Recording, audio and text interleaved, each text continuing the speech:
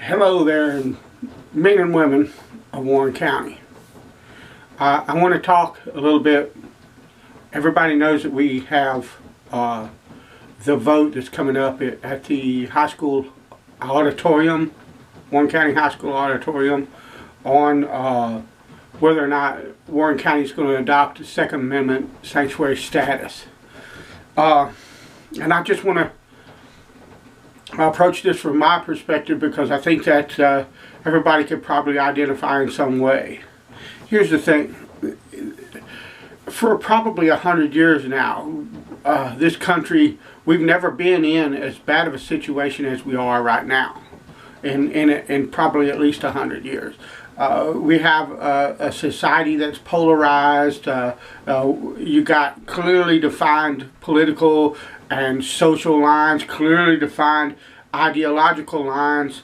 Now that, excuse me, let me have a sip of coffee. Now that are more polarized than at any other time.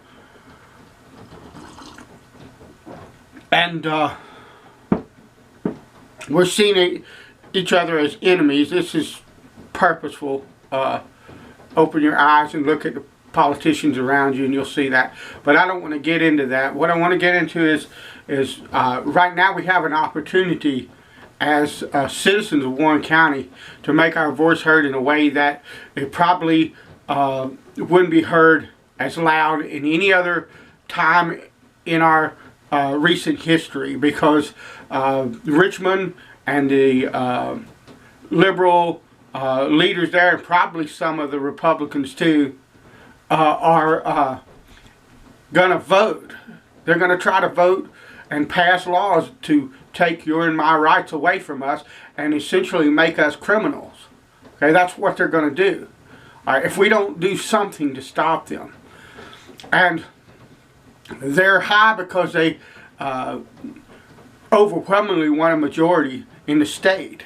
And they think that they can do this with impunity. And we've got to make sure that we tell them in no uncertain terms that, no, you will not do this with impunity. You're going to pay a political and a social price and an economic price, if possible, for what you're doing to us. Okay? And so these sanctuary cities, these sanctuary, Second Amendment sanctuary cities and counties that are popping up all over the place. Last count, I think I heard at least half of the counties in Virginia have adopted a Second Amendment sanctuary city status. All right? That is a loud message.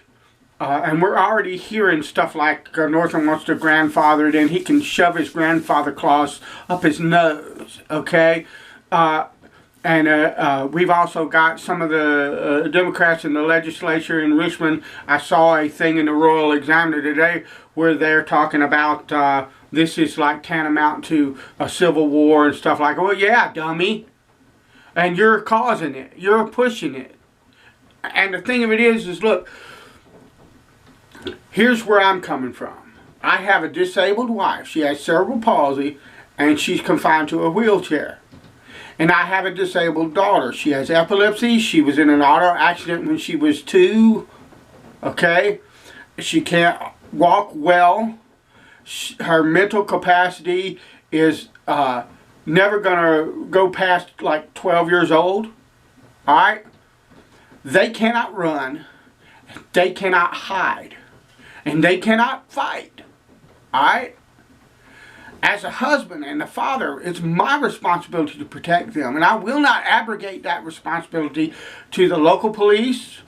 Okay? And look, I appreciate the police officers and their willingness to risk their lives and stuff like that. But let's be honest. Most of the time, all they get to do is show up and pick up the pieces and try to figure out what happened. Because it can't be everywhere. Alright? I'm not relinquishing my right to defend myself or my family or my loved ones and friends or the innocent around me to the federal government. I'm not sitting on my adult male hands like a coward and waiting for someone to come save me. Alright? I will not surrender my firearms. I will not submit. My Constitution, the Constitution of this country enumerates, it doesn't give them because they were given to me by my Creator, but it enumerates rights that were given to me by my Creator. Alright? And no government can take those rights away from me. They can change that document all they want to.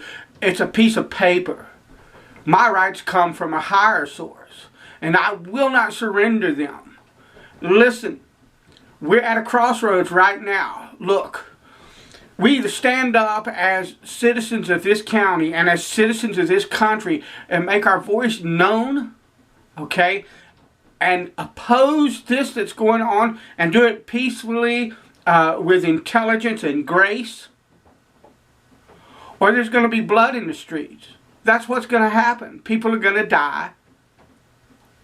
People we love are going to die. Okay, so tonight, come to that meeting.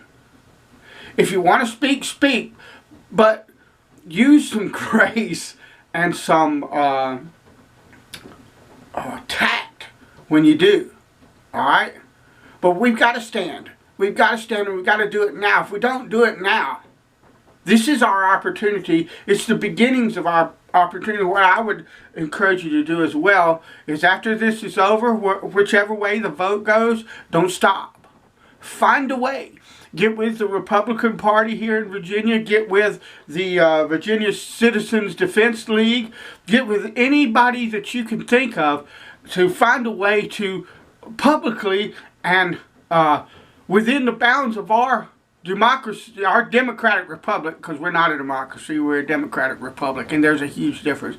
Within the bounds of that, to fight for your rights, because we still have a nation yet where we can do this, but we've got to wake up. Okay? Sleepy time is over. Alright. God bless you. Later.